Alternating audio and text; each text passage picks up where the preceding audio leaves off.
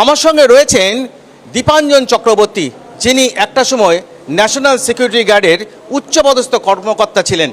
তিনি আজকে উত্তরপাড়ায় লড়াই করছেন বিজেপির প্রার্থী হয়ে। আমি যাব দীপাঞ্জনদার কাছে, জিজ্ঞাসা করব লড়াইটা কত সহজ, অর্থাৎ আপনি যে লড়াইটা এতদিন ধরে করেছেন এনএসজি অর্থাৎ কমান্ডোদের শত্রুর পক্ষের বিরুদ্ধে লড়াই করেছেন, রাজনৈতিক লড়াইটা কতটা সহজ মনে করছেন দীপাঞ্জনদা? না, কোনো লড়াই সহজ নয়, কারণ দুটো লড়াইতেই যখন ফোর্সে ছিলাম তখন লড়াই করেছি জিহাদিদের সঙ্গে, দেশের যারা শত্রু।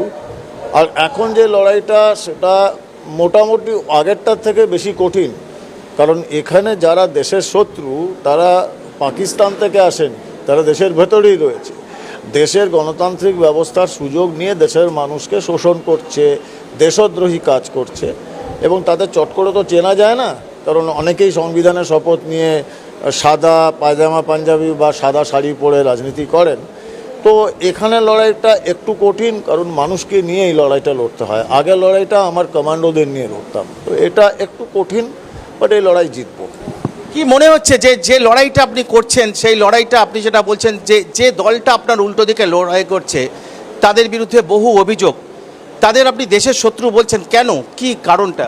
না, এটা তো আমরা দেখতেই পাচ্ছি, অনুপ্রবেশ থেকে শুরু করে যারা দেশের সম্পদ বিক্রি করে, লুট করে, সে কয়লা হোক, চায় গরু হোক, যেগুলো, এবং যে দেশের যে মানব সম্পদ, বাংলার যে যুবক যুবতীরা, তাদের স্বপ্ন বিক্রি করে দিচ্ছে।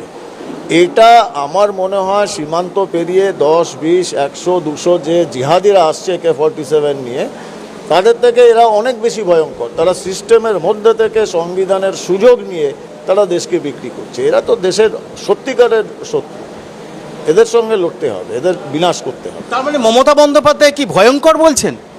আমি কোনো ব্যক্তির নাম নিচ্ছি না, এই প্রশাসন এবং তৃণমূল দলটি এবং যারা বামেরা রয়েছে তাদেরও যদি বলেন, তারাও তো দেশের স্বার্থে খুব একটা কাজ করছেন না। পেহেলগাম ঘটনার পর সারা ভারত যখন ছিচিৎকার করছে, তখন বামেদের এক অত্যন্ত সিনিয়র লিডার অন ক্যামেরা বলেছিলেন, যদি প্রমাণ হয় পাকিস্তান করেছে তখন বিশ্বের দরবারে যাওয়া হবে। মানে পেহেলগামে যে আমাদের এতজন ভারতীয়কে হত্যা করা হলো জামা কাপড় খুলে, সেখানেও ভদ্রলোকের সমস্যা হচ্ছে যে যদি পাকিস্তান করে থাকে, ওখানেও উনি শিওর নন, কারণ পাকিস্তান সার্টিফিকেট দেয়নি। তো ভদ্রলোককে আমি ব্যক্তিগতভাবে অসম্ভব শ্রদ্ধা করি, কিন্তু উনি যে নীতিটার ফলোয়ার, যে আদর্শ ফলোয়ার, সেই আদর্শ ওনাকে দিয়ে কথাগুলো বলতে বাধ্য করে। আমার লড়াই সে আদর্শটার বিরুদ্ধে, ব্যক্তির বিরুদ্ধে নয়। আপনি একটা রাষ্ট্রবাদী দলের প্রার্থী, আপনার উল্টো দিকে রয়েছে বিজেপি, তৃণমূল কংগ্রেস এবং CPIM, মীনাক্ষী মুখার্জি, তাদের কি রাষ্ট্রদ্রোহী মনে করছেন? আবার বললাম তো যে আমি তো কোনো ব্যক্তির কথা বলছি না, সেই ব্যক্তির যে নীতিটা ফলো আপ করে বা যেটাকে অনুসরণ করে। আমি তৃণমূলের যে তার ব্যাপারে কথাই বলছি না, কারণ ওনাদের তো দলে নীতি নেই, ওদের দলে আছে দুর্নীতি। সেই ওভারঅল সার্বিক দুর্নীতির বিরুদ্ধেই আমার লড়াই। আর CPIM প্রার্থী আমি যে বললাম, আমি ওই একজন অত্যন্ত সিনিয়র লিডার যিনি বলেছিলেন যে যদি পাকিস্তান করে থাকে বা পাকিস্তানের সিন্ধুর জল কেন বন্ধ করে দেওয়া হচ্ছে, জবাব চাই, জবাব দাও, ওই আদর্শটাই খারাপ। ওই আদর্শে যে ব্যক্তি হয় তাতে নিয়ে সন্দেহ। আমি থামাচ্ছি, রাজ্যের মুখ্যমন্ত্রীকে আমরা বলতে শুনেছি SIR নিয়ে যখন 5 দিনের ধর্মতলায় ধর্ণা দিচ্ছিলেন, তখন বলছেন যে আমাকে ভোট না দিলে একটা শ্রেণী আছে তোমাদের পিছনে এমন লেগে যাবে না, সব শেষ করে দেবে। ওই 1 সেকেন্ড লাগবে, ওদের ছেড়ে দিলে, আমি হাত উঠিয়ে নিলে 13টা বাজিয়ে দেবে। আপনার মনে আছে আসাদুদ্দিন ওয়াইসি, তার ভাই আকবরউদ্দিন ওয়াইসি হায়দ্রাবাদের MLA, তিনি বলেছিলেন 15 মিনিটে পুলিশ উঠিয়ে দাও, আমরা শেষ করে দেবো হিন্দুদের। তো উনি আরেকটু উন্নয়ন করে 1 সেকেন্ড বলেছেন। এগুলো পাগলের প্রলাপ, ভয়ঙ্কর আতঙ্কে ভুগছেন, হারে এই সমস্ত বলেছেন, উস্কানি দেওয়ার চেষ্টা করছেন, লাভ হবে না, মানুষ দরকাবে না। এবার মানুষ যা সিদ্ধান্ত নেওয়ার নিয়ে ফেলেছে। কালিয়াচকে যে ঘটনা দেখলাম, NIA তদন্ত হচ্ছে, এবং তারপরে মুখ্যমন্ত্রী মমতা বন্দ্যোপাধ্যায় তিনি দোষ চাপাচ্ছেন, কখনো কংগ্রেস, কখনো বিজেপি, কখনো অন্য CPIMকে বলছেন। কি বলবেন? এবং যাকে গ্রেপ্তার করা হয়েছে এখনো পর্যন্ত, CID করেছে, তিনি কিন্তু তার সঙ্গে মমতা বন্দ্যোপাধ্যায়ের ছবি ভাইরাল হয়েছে।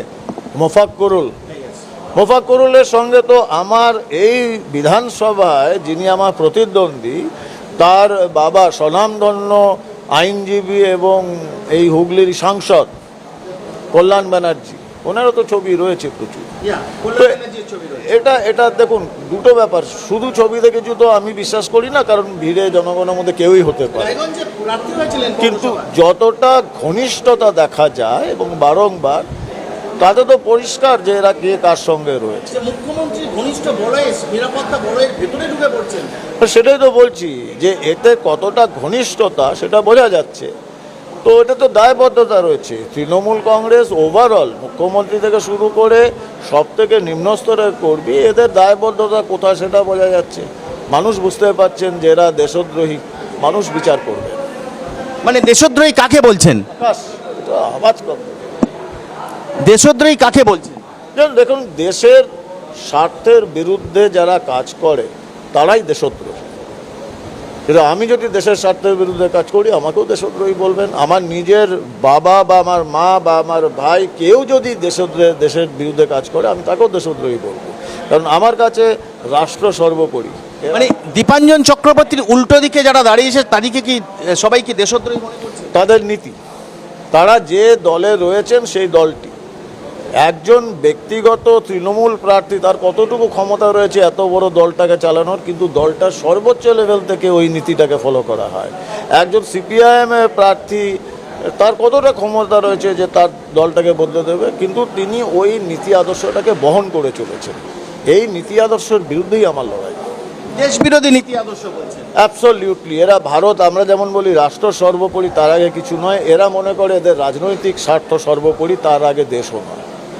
মমতা বন্দ্যোপাধ্যায় প্রতিটা মিটিংয়ে বলছেন বাংলার চাইছে, বাংলার মেয়ে বলা হচ্ছে, এখন বাংলার মা হয়ে গিয়েছেন, সব ক্ষেত্রে বাংলাকে জড়াচ্ছেন, বাংলার মনীষীদের কথা জড়াচ্ছেন এবং সবই বাংলা ব্যবহার করছেন, যেন মনে করছেন যে বাংলাটা সবাই ওনার পক্ষেই রয়েছে। হ্যাঁ, ওনার ব্যাপারটা মানে উনি তো আপাতমস্তক দ্বিচারিতায় ভোগেন। এদিকে উনি বলছেন যারা বহিরাগত, আগে আমাদের ভারতের প্রধানমন্ত্রীকে বলেছেন বহিরাগত, স্বরাষ্ট্রমন্ত্রীকে বলেছেন বহিরাগত, বিজেপির সর্বভারতীয় প্রেসিডেন্ট জেপি নাড্ডাকে বলেছেন বহিরাগত, তারপর উনি বাংলা নিয়ে কথা বললেন। আমি এই বাংলার ছেলে, গঙ্গার উল্টো সাইডে কল্যাণীতে আমার জন্ম কর্ম বাড়ি, এখন আমাকেও বলে দেওয়া হচ্ছে বহিরাগত।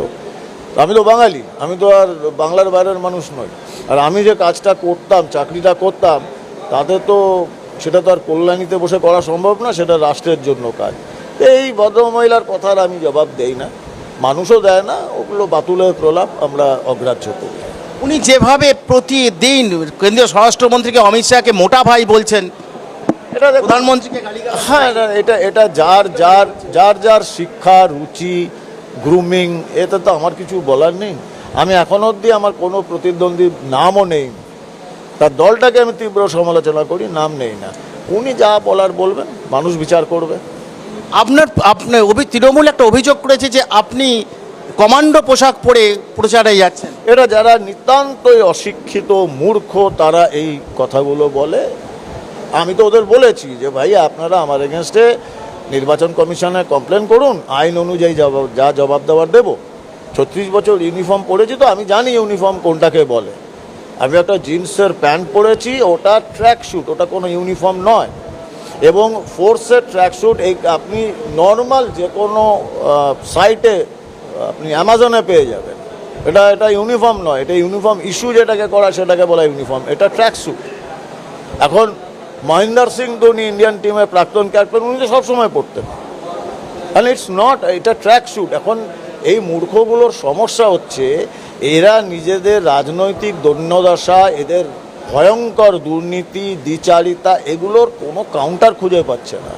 এরা অনেক চেষ্টা করেছে দীপাঞ্জনের বিরুদ্ধে কিছু করতে, এআই ব্যবহার করা হয়েছে, আমি নাকি বলেছি প্রধানমন্ত্রীকে মারবো, এই সমস্ত করে দেখছে, কোনোটাই লাভ হচ্ছে না, মানুষ পাত্তাই দিচ্ছে না। আর ফেসবুক ডিসাইড করে দেয় না যে কি হবে রাজনৈতিক ভবিষ্যৎ। তার জন্য এখন আপনি এটা ভেবে দেখুন, আমার ট্র্যাক স্যুট নিয়ে কথা বলছে, এরা মূর্খ, এদের জন্য আমার করুণা রয়েছে, কৃপা রয়েছে, আমি আবার পড়ব। নির্বাচন কমিশন এই রাজ্যের একাধিক অফিসারকে বদলি করেছে, সাসপেন্ড করা হয়েছে, অন্য রাজ্যে পাঠিয়ে দেওয়া হয়েছে, এরকম ঘটনা কখনো পশ্চিমবঙ্গে ঘটেনি, না ভারতবর্ষও ঘটেনি, কি বলবেন? পুলিশ নিরপেক্ষ 550-র ওপর অফিসারকে বদলি করা হয়েছে, ভারতবর্ষের ইতিহাসে হয়। তার মানে বোঝা যাচ্ছে যে পশ্চিমবঙ্গের পুরো প্রশাসনটাই বিধ্বস্ত করে দিচ্ছেন মমতা ব্যানার্জি এবং তার সরকার।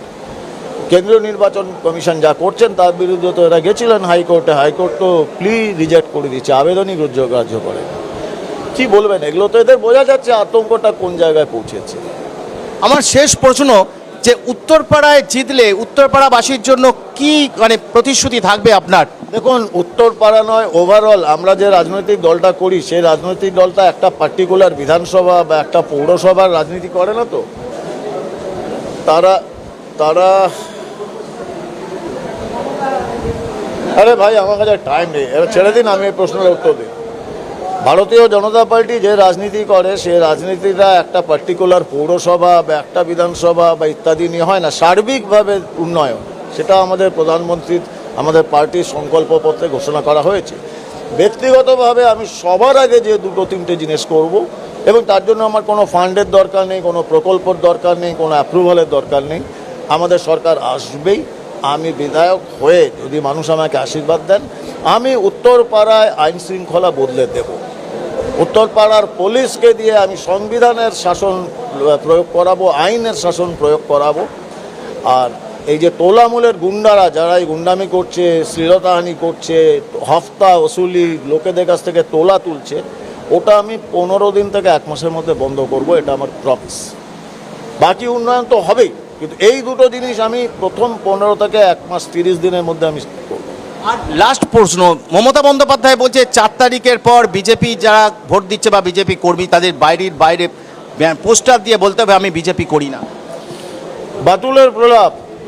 একটা বাংলায় কথা হচ্ছে যে আতঙ্কে বিড়াল গাছে চড়ে। উনি বয়স্ক মহিলা, সম্মানের সঙ্গে বলছি গাছে চড়বেন না, মাটিতে থাকুন। ভবিষ্যৎ আপনাকে দেখতে হবে, 4 তারিখের পরেই দেখবেন। তার মানে বাংলার মেয়ে এখন বাংলার মা হয়েছে, এরপরে দিদিমা হলেও আর জিততে পারবেন না। না, আমি ব্যক্তিগতভাবে এই সমস্ত মন্তব্য করি না, এটা আমার শিক্ষা বা আমি যে রাজনীতিটা করি সেখানে এটাকে মানায় না। আর এটা ভুলবেন না, আমি রাজনীতিবিদ পড়ে, আমি একজন ফোর্সের অফিসার, আমি এই সমস্ত ব্যক্তিগত কথাবার্তা বলি না। উনি একজন বয়স্ক মহিলা, ব্যক্তি হিসাবে সম্মান করতেই পারি, বয়সের জন্য, আর কিছুর জন্য নয়। বাস। দীপাঞ্জন চক্রবর্তী আশা করে যে এখানে উত্তরপাড়ায় জিতছেন। নিশ্চয়ই, মানুষ তাই বলছে।